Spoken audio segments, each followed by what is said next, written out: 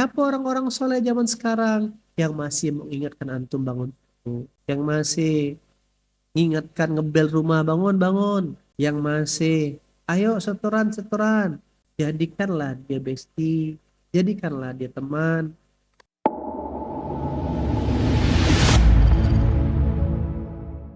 Salah satu yang mempengaruhi kualitas hidup kita ini adalah dengan siapa kita berkawan. Sebagaimana hadis Rasulullah yang kita pernah dengar, ya kan? Kalau berkawan sama tukang parfum, maka kita kecipratan wangi parfum. Berkawan sama tukang pandai besi, pandai buat besi. Salah satu cara terbaik untuk merubah diri ketika kita ini belum tahu aku jadi apa bah gitu loh. Maka cemplungkan dulu. Antum cari lingkungannya, masukkan ke situ. Ternyata kesadaran kalau pengen berubah mencari lingkungan itu ada sesuatu yang mahal. Dan itu bagian daripada ayat Allah yang mana Allah menyebutkan. Kan tadi yang mempengaruhi kita itu siapa? Teman. Coba sebutkan siapakah sebaik-baiknya teman dalam kehidupan. Ayo coba jawab siapakah sebaik-baiknya teman? Oke, Ustaz Kudri bilang ibu. Baik. Ibu. Oke. Sebaik-baik teman Quran. Ada ke teman nama Quran? Al-Quran yang mengajak dalam kebaikan. Teman yang mengajakkan dalam ketaatan. Oke. Coba kita cari kasih bocoran. Jawablah pakai bahasa Quran. Nah, jawab pakai Quran. Oh, Pak Hanif jawabnya. Jadi sebaik-baiknya teman, kata Allah, yaitu barang siapa yang menaati Allah dan Rasulnya, mereka itu akan bersama-sama dengan orang-orang yang dianugerahi nikmat oleh Allah. Jadi kalau menaati, ati Allah wa ati Rasul, maka dia itu kata Allah, surah Az-Zukhruf 67, dia itu dianugerahi, kata Allah, nikmat oleh Allah. Siapa dia? Satu, para nabi. Maka bersyukur ndak Hawariyun punya teman namanya Isa? Bersyukur ndak Harun punya Musa? Bersyukur ndak para sahabat punya Rasulullah? Bersyukur sekali. Karena orang-orang itu punya seseorang, ya itulah orang dalam. Yang kedua, para siddiqin. Kenapa disebut para siddiqin? Berarti para siddiqin yaitu orang-orang apa? Orang yang benar dalam sebenar-benarnya dalam kejujuran. Itulah sebaik-baiknya teman. Yang ketiga, kata Allah di Quran, para syuhada, orang yang mati syahid. Dan yang keempat, sebaik-baiknya teman adalah orang-orang yang soleh. Salaha yasluhu, menjadi baik, menjadi benar, menjadi pantas. Orang yang memperbaiki, orang yang baik, orang yang soleh, orang baik. Inilah 4 golongan, 4 orang yang Allah sebutkan di Quran sebaik-baiknya teman. Siapa yang pertama? Para nabi. Yang kedua, siddiqin. Yang ketiga, syuhada. Keempat, di surah An-Nisa ayat 69. Jadi cerita ini, ayat ini turun menjawab keresahan Aisyah. Aisyah yang menceritakan ini, ada seorang menghadap seorang laki-laki datang ke Rasul. Berkata, wahai Rasulullah, kata seorang pria, aku benar-benar mencintaimu melebihi cintaku kepada diriku sendiri. Istriku, hartaku, bahkan anakku. Berarti orang ini sedang praktekkan surah berapa ayat berapa nih? Taubah. Berarti orang ini praktek surah Taubah enggak? Dia mencintai Rasulullah melebihi dirinya sendiri, istrinya, hartanya, bahkan anaknya. Di rumah aku selalu mengingatmu dan tak sabar ingin menjumpai dan melihatmu. Bayangkan ya, gimana orang tuh bisa punya pesonanya Rasulullah membuat orang dirindukan selalu. Aku tahu engkau pasti masuk surga, kata orang tersebut. Namun demikian bila aku ingat kematianku dan kematianmu, aku tahu engkau pasti masuk surga dan derajatmu akan diangkat bersama para nabi. Sedangkan aku, kalaupun masuk surga, kata orang, aku khawatir tak dapat lihat. Jadi walaupun dia ditakdir masuk surga, dia punya kesedihan. Orang ini pintar, dia pingin walaupun nanti masuk surga tuh tidak pingin jauh dari Rasulullah itu. Tapi Rasulullah tuh membuat orang tuh merasa nyaman. Bahkan bayangkan, bagi seorang laki-laki tidak ada kenikmatan prestis selain dekat dengan bini, punya perempuan dengan anak. Tapi ada yang membuat lebih dirindukan lagi ya Rasulullah. Mendengar pernyataan itu, Nabi Rasulullah diam saja. Tiba-tiba itulah membuat Jibril turunkan ayat. Apa kata Allah melalui Jibril dan sampai ke Rasulullah? Kalau kau pingin satu surga sama aku, kau pingin dekat sama aku, kau cukup taati Allah dan apa yang sudah kusampaikan. Nanti kita pasti sama-sama. Dalam kisah lain, 4 urutan ini, satu apa tadi? Nabi. 2, Sidikin. Yang ketiga, Syuhada. Keempat, hebatnya Allah mengatur skenario itu loh. Sehingga ini kenapa harus sidikin? Kenapa harus syuhada? Kenapa harus solihin? Gimana cara Allah buktikannya? Allah bikin desain yang keren. Nabi dicontohkan oleh Rasulullah. As-Sidikin dicontohkan oleh Abu Bakar. Syuhada dicontohkan oleh Umar, Ali, dan Utsman yang meninggalnya kena bunuh. Dan terakhir, orang-orang soleh. Siapa orang-orang soleh zaman sekarang yang masih mengingatkan antum bangun subuh, yang masih mengingatkan ngebel rumah bangun-bangun, yang masih ayo setoran-setoran. Nah, jadikanlah dia bestie, jadikanlah dia teman, jadikanlah supaya apa? Supaya ini bagian dari kan yang nyebut 4 kelompok ini kira-kira kita sendiri atau Allah yang ngasih tahu 4 kelompok ini, 4 orang ini? Allah. Kita mungkin sudah tak ketemu Nabi. Kita mungkin juga untuk ketemu syuhada di Palestina kejauhan. Tapi paling tidak ada 2 kesempatan yang bisa kita dekati circlemu hari ini. Siapa itu? Yaitu Sidikin dan Solihin. Nah, maka coba perhatikan kalau mau merubah lingkungan, jangan cari si kaya dulu. Mau ngubah lingkungan, mau ngubah hidup, bukan si kaya, bukan si kuat. Jangan-jangan juga selama ini, ya kan lihatlah circle kita gitu ya. Nih, Abi kasih tahu contoh. Kemarin dapat ilmu ini di Makassar tentang hukum penaklukan. Hukum penaklukan itu pasti dalam sebuah entitas peradaban itu ada kayak Rasulullah sama Abu Bakarnya. Musa, Harun, Ibrahim, Ismail, Yakub, Yusuf, Rasulullah, Abu Bakar, Isa, Hawariyun. Jadi kalau mau ngelihat bagaimana apa yang dikerjakan itu bertumbuh, lihat pemimpinnya dan siapa pembisik di sampingnya. Orang solih enggak? Orang sidik enggak? Itu sunatullah dan Allah sudah sebutkan di ayat ini. Maka kawan-kawan, kalau pingin merubah diri, cemplungkanlah dalam lingkungan. Abi ulangi ya. 1. Berarti ini saya ngajak dalam kondisi sadar. Untuk ketemu lingkungan para nabi, perkumpulan para nabi. Bisa ketemu ada kita. Jo, tahu tidak perkumpulan para nabi di mana, Jo? Tidak ada dah. Nah, perkumpulan syuhada, pergilah antum ke mana? Gaza. Masih ada. Nah, yang bisa perkumpulan sidik dan solih. Nah, maka berarti ini kan perintah. Berarti punya ekosistem seperti ini yang pagi, siang, sore diingatkan sholat, diingatkan Quran, habis ngaji diingatkan Quran. Ini bagian praktek ayat ini enggak? Bagian dari cara untuk mendapatkan anugerah nikmat dari Allah kira-kira. Nah, maka bersyukurlah jika punya teman yang masih mengingatkan. Tulis besar-besar. Bersyukurlah jika punya teman yang masih mau ingatkan.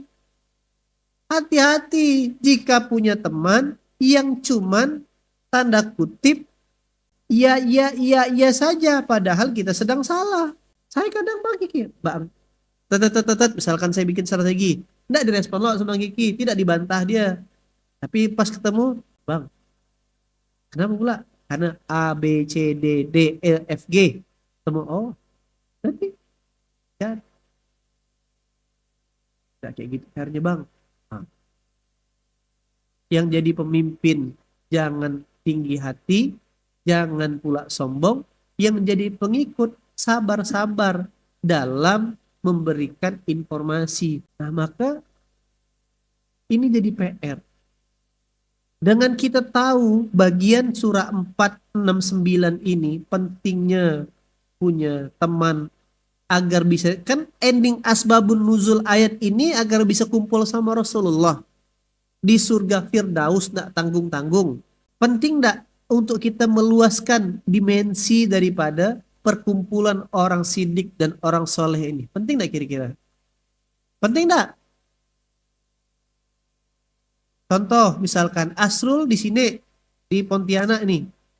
Kalau dia cuman diam ya di seberang sana, apa di rumah tuh terbatas. Tapi gara-gara Bang Asrul misalkan meluaskan dakwanya, akhirnya meluaslah dakwah ini sampai misalkan ke Siantan Batu Layang. Ternyata di Batu Layang tuh ada sepupu dia ikut kajian. Akhirnya saudara dia dapat kecipratan ayat ini. Itu loh cara berpikirnya kawan-kawan. Saya dah 2 tahun dah ngisi kelas isi Quran yang dalamnya ada pelatihan sholat khusyuk. Tak ada orang mau oma apa tak ikut. Begitu Ustadz Jen bikin poster, naikkan materinya sama, ya kan? Bikin acara offline, ikut grup pengajian oma di seberang, ikut semua. Dan oma sebibi-bibi saya ikut gak? Oh, tak mesti lewat aku ngajarkannya. Nah gitu. Ke 114 kawasan, 6.230 rumah Quran dalam rangka menjalankan ayat ini. Ada keponaan kita, sepupu kita, teman kita, saudara kita. Nah, jadi penting kawan-kawan. Terima kasihlah ada orang yang masih mengingatkan kita dan penting untuk meluaskannya.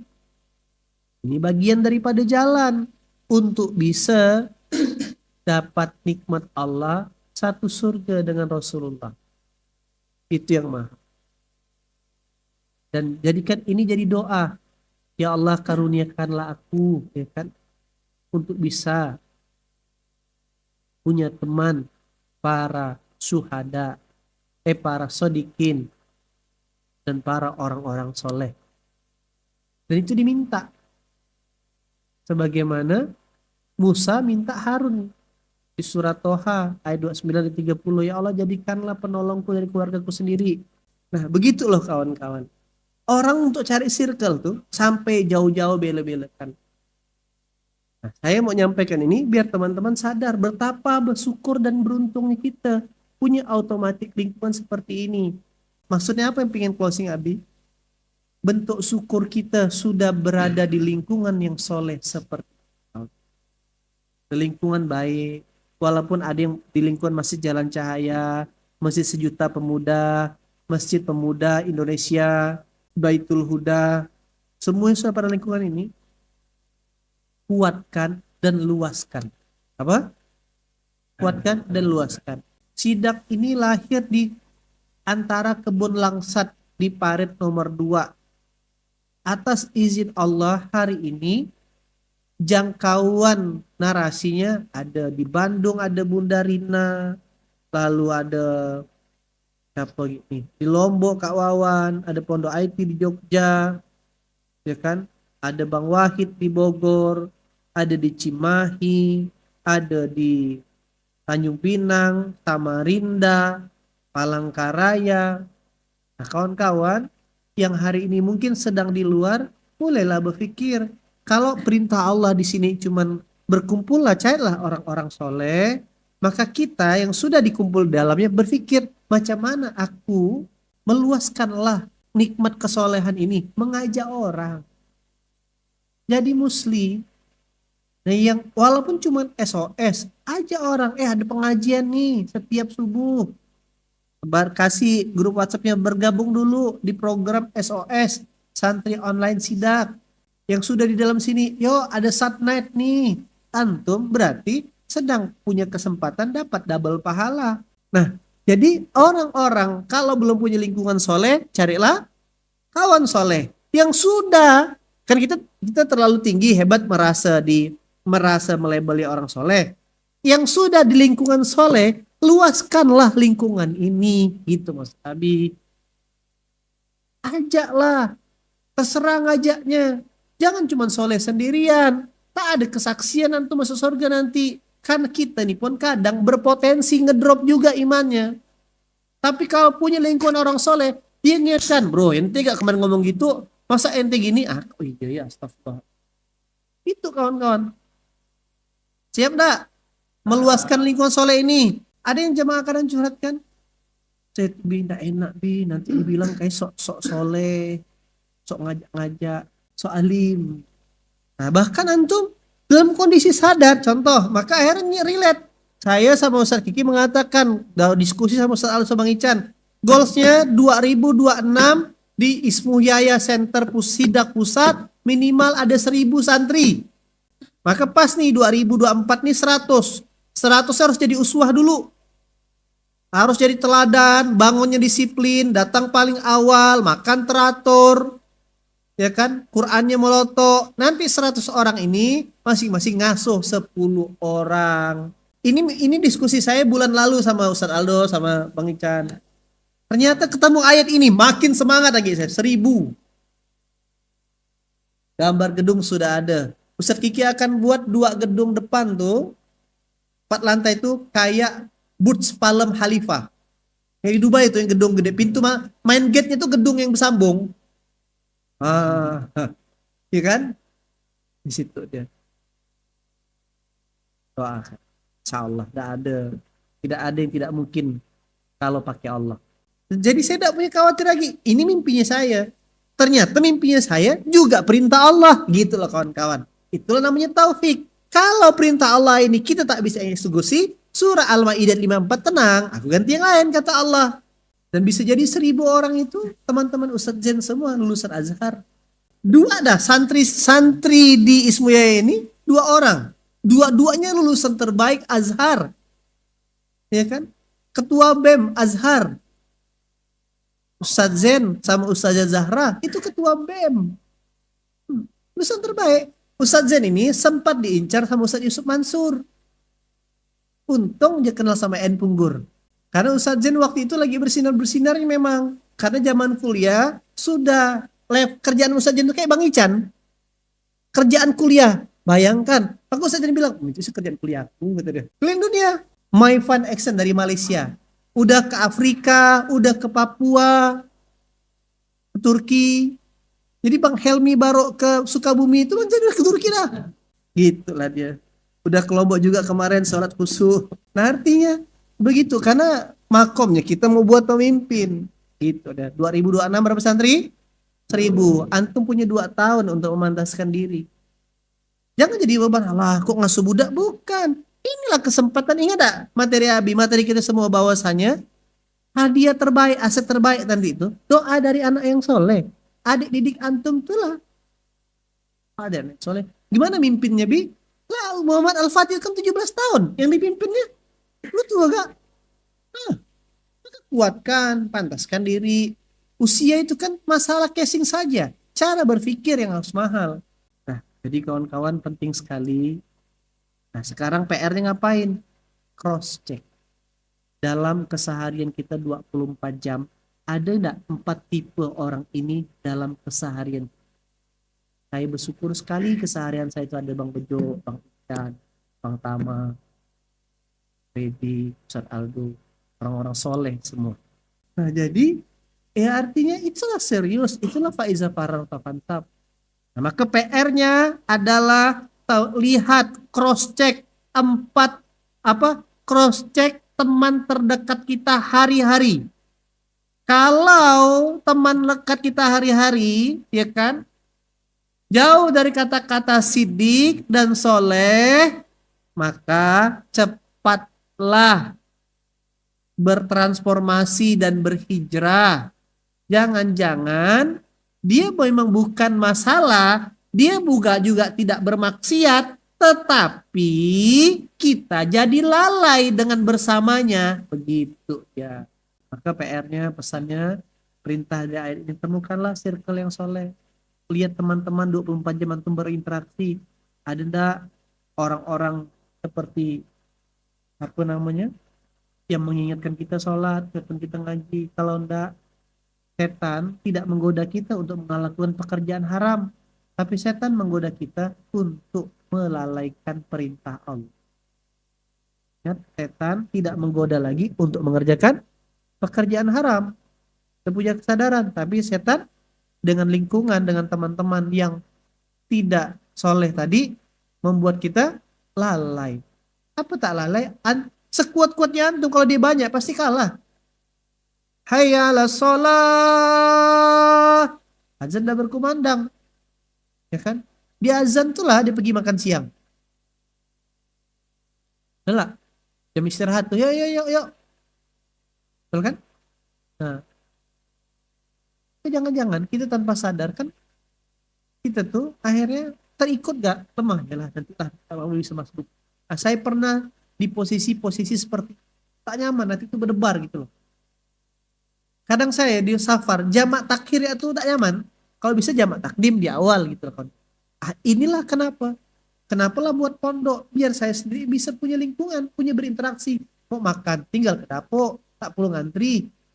Oke, mau tidur, tinggal tidur dimanapun misalkan. Mau sholat, tinggal melangkah. Mau kerja, mau syuting, mau apa, semua ada di sini. Inilah paradise. Belum paradise, parit baru. Oke. Satu PR-nya, cek lingkungannya. Apa yang satu? Cek lingkungannya. Yang kedua, yang belum, maka bercarilah kumpulan orang-orang soleh tadi.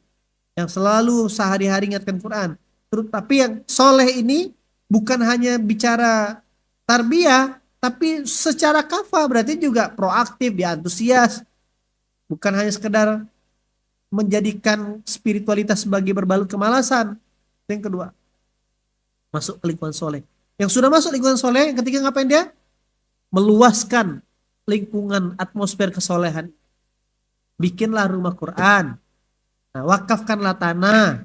Bikinlah harta yang tersisa. Buat seperti itu. Biar ini yang menjadi mesin amal kita. Kami tak punya duitnya, Bi. Kami belum punya tanah. Antum pasti cek. Nah, ini terakhir. Cek daftar di kontak 100 orang kaya. Jadi luasilah untuk dia yang buat antum juga dapat kecipratan. Oh, maklum. Maklum kan banyak tanah tuh. Maklum kan udah usia senja. Apa kadang kekhawatiran maklum. Kira aku nih nengok kawan-kawan aku udah pada mati. Pas pula nengok ceramah. Apa yang dibawa bekal mati. Nah, betul maklum. Maklum tuh panggilan kakak paling tua kalau orang Sambas. Betul maklum. Itulah dia wakaf. Daripada tanah tuh nganggur jadi rebutan. Pendek nak beranak. Mending bangunkan rumah Quran. Dan ngalir gak pahalanya kepada Pak Long, kepada Bapak. Mau sih aku, tapi aku tak ngerti caranya. Oh, aku kenal. Ada teman, ada kawan saya maklum, namanya Asrul. Jadi wasilah. Jadi membangun rumah Quran itu, membangun pondok itu, membangun masjid itu, jangan selalu didefinisikan aku punya duit, tunggu aku punya duit, tunggu aku punya tanah dulu. Kan enggak kayak gitu, betul lah. Ustadz Aldo sekarang atas izin Allah bisa mimpin sekolah, mimpin pondok, harus punya pondoknya enggak? Tidak kan? Ingat enggak impian Nabi? Kita selesaikan dulu di Paret Baru ini. Jadi al-khairat. Naura, ada di sana. Nanti tuh jadi pondok four season ini tunggu ya. Pondok four season. Four season, four season. Nama hotel. Nah, satu cross check temannya apa? Cross check temannya. Kedua, carilah lingkungan yang soleh yang jadi bestie antum. Bukan berarti langsung menjingkali teman lamanya. Skip sementara, segera cari kalau belum punya. Yang sehari-hari jadi teman hari-hari. Yang ketiga, yang sudah ketemu teman soleh, luaskan lingkungan kesolehannya. Mana caranya? Tadi, jadilah asbab. Kalau punya harta pribadi, lakukan kayak Bunda Mawar. Oh, pada rumah tak pakai ya, pada nganggur, kena hisap kita. Diwakafkan rumahnya, dikelola, akhirnya berjalan alhamdulillah. Yang belum punya, cerita. Selama kita punya gagasan, punya visi, nanti Allah akan wujudkan. Begitu. Begitu teman-teman yang dirahmati Allah pagi hari ini. Semoga Allah karuniakan kita, orang-orang di sekeliling kita, sebagaimana hadiah. Kalau Allah tak bisa berjumpa dengan para nabi dan syuhada, ini malah Allah karuniakan orang-orang yang siddiq dan soleh. Jazakallah khairan kasiran, makasih banyak. Assalamualaikum warahmatullahi wabarakatuh.